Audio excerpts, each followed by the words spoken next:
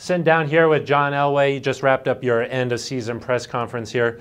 John, how did you see Vance Joseph grow and improve during his first year? Well, I mean, obviously it was a tough year for him. You go through that, and to go through an eight game losing streak, I think that it was very, very tough on a first-time head coach, and to really kind of understand the responsibilities of that head coach, even though I think he understood it, until you get in that role, and then you go through a tough time like we went through. I mean, I think the guy handled it well. He continued to work hard.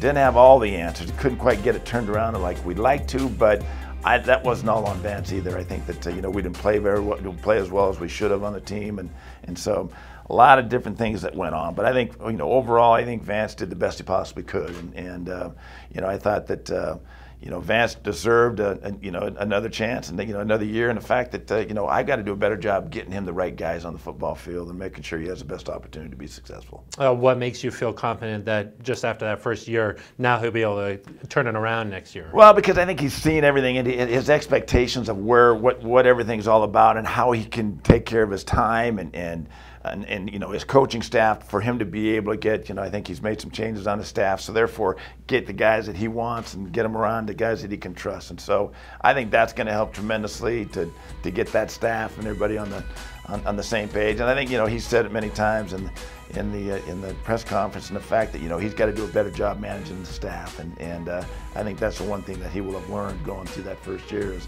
how to manage that staff. Heading into the off season now, day one of the off season, what's the biggest priority?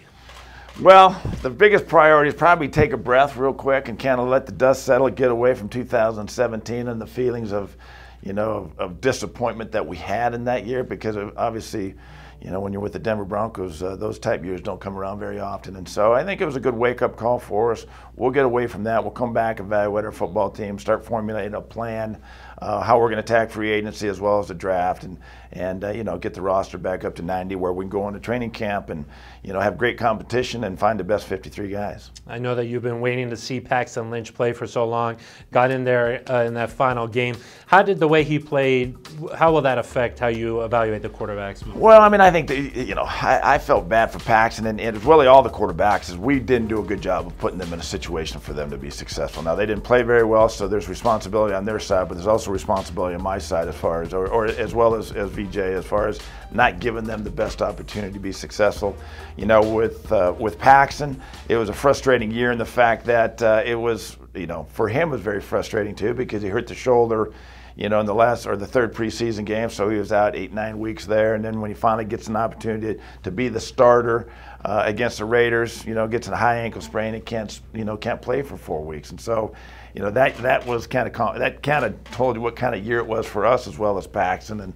But when he came in and played against the Chiefs, I thought he did very well, played well, and was on target, went the right spots with the ball, showed his athleticism. So I think, and it was tremendous for his confidence. I think you could see his confidence grow during the game, and so overall he did a good job with the opportunity he had. He did a nice job. There's so much focus on the quarterback position, and I know you want to address that, but when you look at the current makeup of the roster, some veterans, some young guys, how does the current makeup affect how you will attack the offseason? Well, that's, again, we got to go back to the evaluation, see where we are budget-wise, see where we are, and again, try to get back to the best 53 men we can. And so, also trying to massage what's going on down that locker room, and so try to get that to wherever we're now back on the same page and have the same goal, and that's, again, to compete for a world championship. And I say that because that's our goal. Now, whether we get it done next year, we'll have to see. Our intention is to have a great offseason, really add players that can really come in here and help us, the right type of players that, with right leadership, that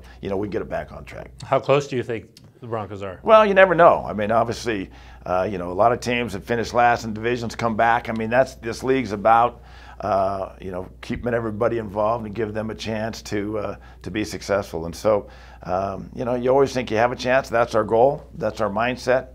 Hopefully we can get there. All right, John. Thank you so much. Appreciate your time. You got it, Phil.